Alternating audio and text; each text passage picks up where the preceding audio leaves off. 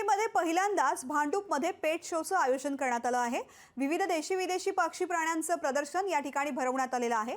या शोसाठी महाविद्यालयीन तसेच शालेय विद्यार्थ्यांनी हजेरी लावली आहे। सोबतच लहानांपासून मोठ्यांपर्यंत सर्वच नागरिकांना शोमध्ये निःशुल्क प्रवेश देण्यात आलाय।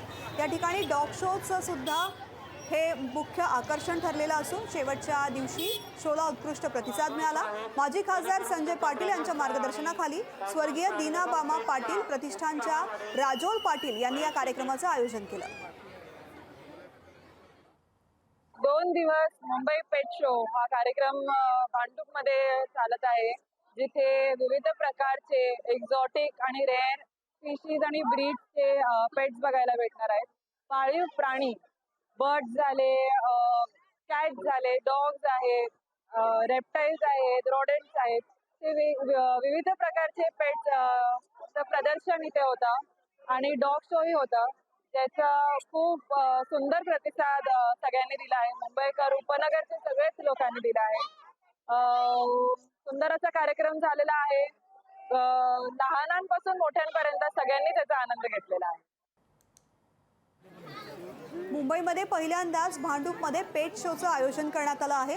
विविध देशी विदेशी पक्षी प्राण्यांचं प्रदर्शन या ठिकाणी भरवण्यात आलेलं आहे। या शोसाठी महाविद्यालयीन तसेच शालेय विद्यार्थ्यांनी हजेरी लावली। सोबतच लहानांपासून मोठ्यांपर्यंत सर्वच नागरिकांना शोमध्ये निःशुल्क प्रवेश देण्यात आला। या ठिकाणी डॉग शो हा प्रदर्शनाचं मुख्य आकर्षण असून शेवटच्या दिवशीही शोला उत्कृष्ट प्रतिसाद मिळाला। माजी खासदार संजय पाटील यांच्या मार्गदर्शनाखाली स्वर्गीय दीनाबामा पाटील प्रतिष्ठानच्या राजोल पाटील यांनी या कार्यक्रमाचं आयोजन केलं।